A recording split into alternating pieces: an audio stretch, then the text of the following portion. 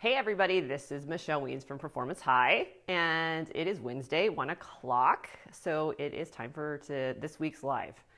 And first off, I apologize. I'm kind of a mess. I just got done with a run. I am all sweaty, and I'm just got some food in me, and I realized it's 1 o'clock, so time to get our live going today. And hey, Yetta, thanks for coming in. Last week I talked about how to, get your workouts done, how to stay on track when life gets in the way and busy. And, that's what I did today. It's like, all of a sudden I realized, oh my gosh, it's like, if I don't get my run in now, it's not going to happen. So I got out the door, did it. It was shorter than I maybe wanted it to be today, but I got it done, got something finished, and here I am. And I'm, like I said, a mess. So haven't showered yet or anything. I just got in the door and got some food in, and here we go. So what we're talking about today is this concept of, am I an athlete? And I've talked about this before, but I thought I'd come at it just slightly differently in terms of kind of defining what that means. And it's something that I talk to or work with the folks that I coach and the folks that I train, fairly regularly. And the reason it comes up primarily with the people that are not training for something. So I think that's like the easiest answer to the question, right? It's like, what defines an athlete? And almost everybody will say, oh, if you're training for something, then you're an athlete. And that's true. That's a great answer. Sometimes I run into the problem of folks that are training for things and don't think they're athletes. And that's when it gets a little tricky. And then there's the people who aren't training for something in specific, and they certainly don't think that they're athletes. So why would we even care? Why would this concept of, am I an athlete or not, even be an issue? And my feeling is, and this is just kind of what I've seen over the years and sort of noticed in myself as well as the people that I work with, is that when you think you're an athlete, then the way you treat yourself changes, okay?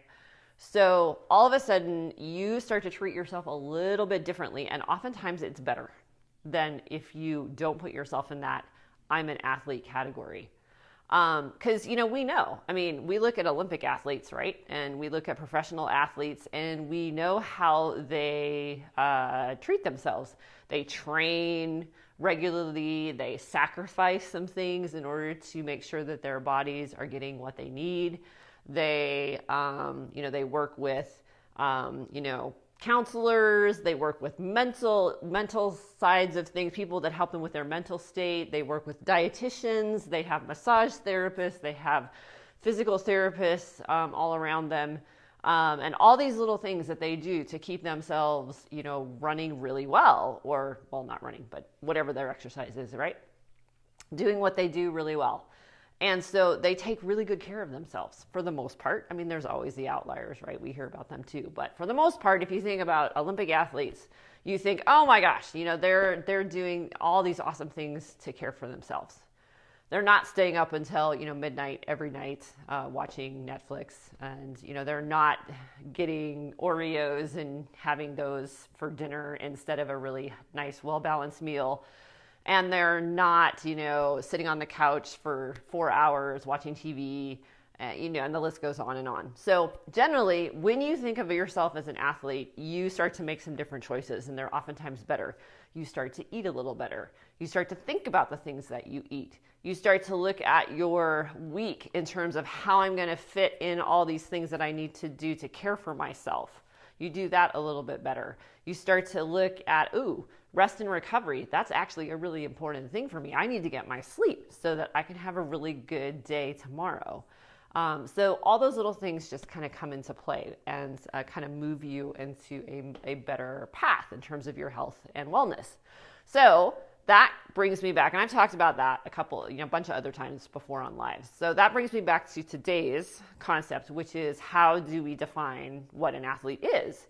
And yes, okay, it's people that train for events. Awesome. Yeah, for sure.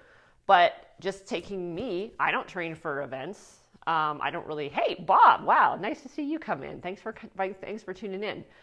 I mean, I have some things that here and there that I train for, but I'm not regularly training for an event. So am I an athlete?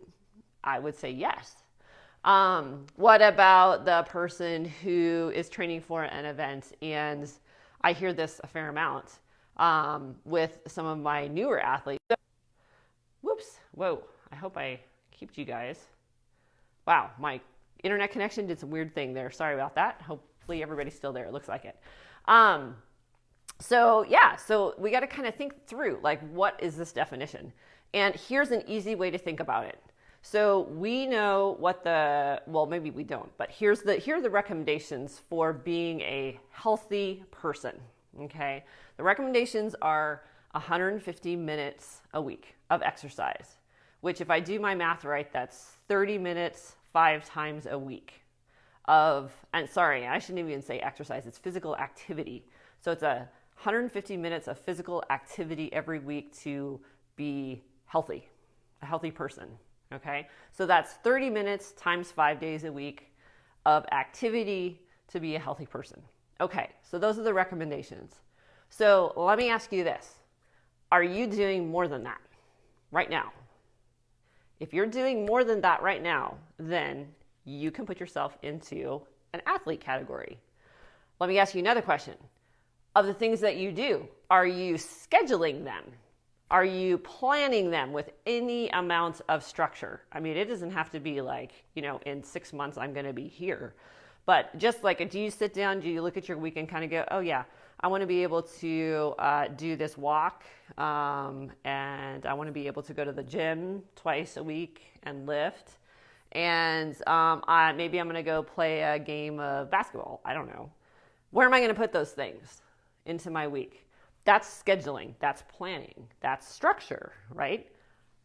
If you do that, you can consider yourself an athlete. So just kind of think about those things in terms of what is recommended for general health. And then if you do things that are above and beyond that, then you get to move yourself over into that athlete category. And that's awesome because, like I said, I'm serious. If you think of yourself as an athlete, you will start to do things a little differently because athletes do things a little differently than the average person.